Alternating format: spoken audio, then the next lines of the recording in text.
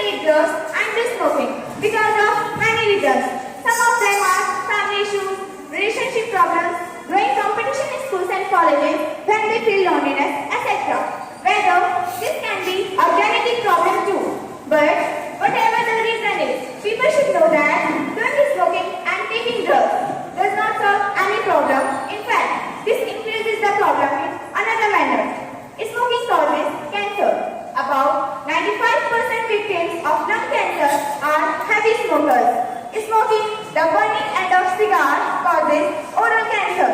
Smoking also causes heart disease, lung disease, diabetes, stroke and COPD, that is chronic obstructive pulmonary disease, which includes asthma and chronic bronchitis.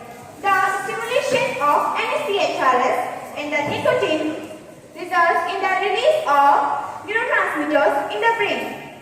The nicotine releases the dopamine in the mesolimbic area, that is the corpus striatum and the frontal cortex. Nicotine paralyzes the nerve cells. There is a drug known as heroin drug. This drug is also known as the queen of drugs. This is available in market at a very high cost, but still people use it without even thinking about their future, without even thinking about their life. How smoking affects our body? At first, our body does not allow smoking as it allows to take food, drink water, do exercise, meditation, etc.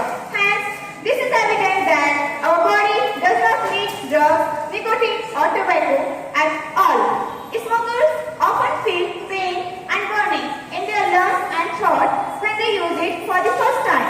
Some of them throw the smoke or nicotine when they use it for the first time. There are many body changes in a smoker's body, like development of wrinkles, yellow teeth, and osteoporosis. Osteoporosis is a condition which leads people to bend their back before their age.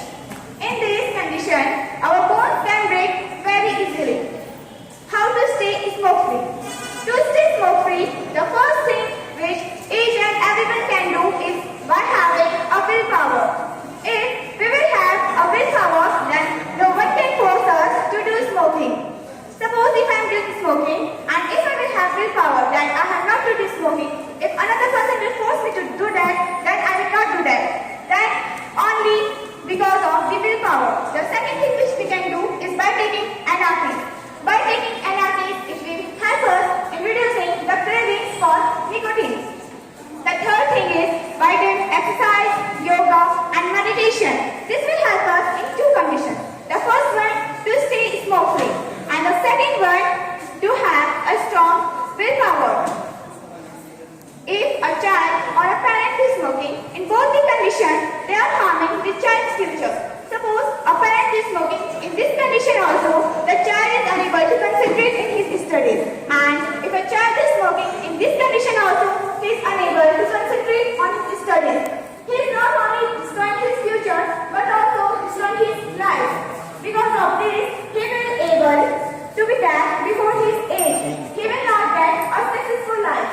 At last, I would like to end my speech by saying that drug-free youth is drug-free India. If our youth will be drug-free, then the upcoming generation will automatically be smoke-free. So I request each and everyone present here to please stay away from smoke and always be drug-free. At a historical event happening tomorrow, named as Chandrayaan 3rd,